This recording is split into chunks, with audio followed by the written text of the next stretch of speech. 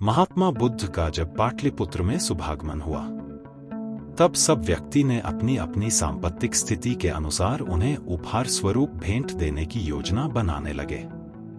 राजा बिंबिसार ने भी अपनी कीमती हीरे, मोती और रत्न महात्मा बुद्ध को पेश किए।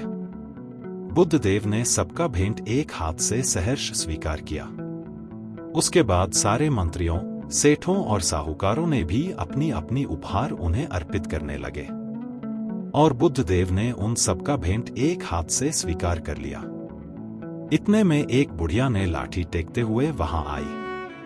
भगवान बुद्ध देव को प्रणाम करके वह बुढ़िया बोली, भगवान, जिस समय आपका आने का समाचार मुझे मिला, उसी समय मैं यह अनार के फल खा रही थी।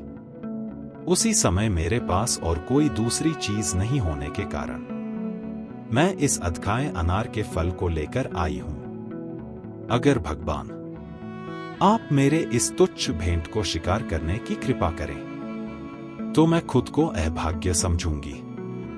महात्मा बुद्ध ने दोनों हाथ आगे करे और वह फल स्वीकार किए।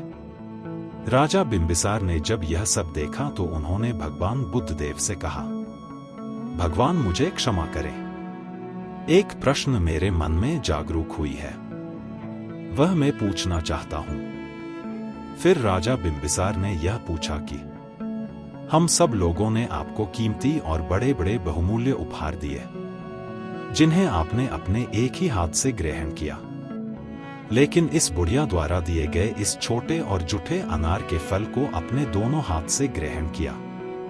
ऐसा क्यों भगवान?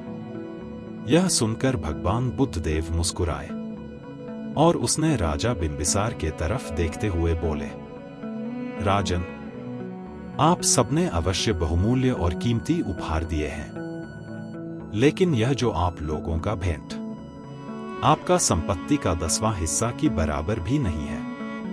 आप यह सभी दान दीनों और गरीबों के भलाई के लिए नहीं किया है।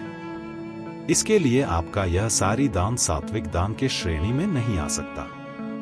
इसके विपरीत इस बुढ़िया ने अपने मुंह का कौर ही मुझे दे दिया है।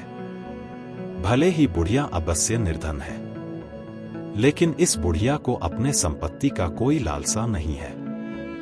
यही कारण है कि इसका दान मैं खुले हृदय से दोनों हाथों से स्वीकार किया।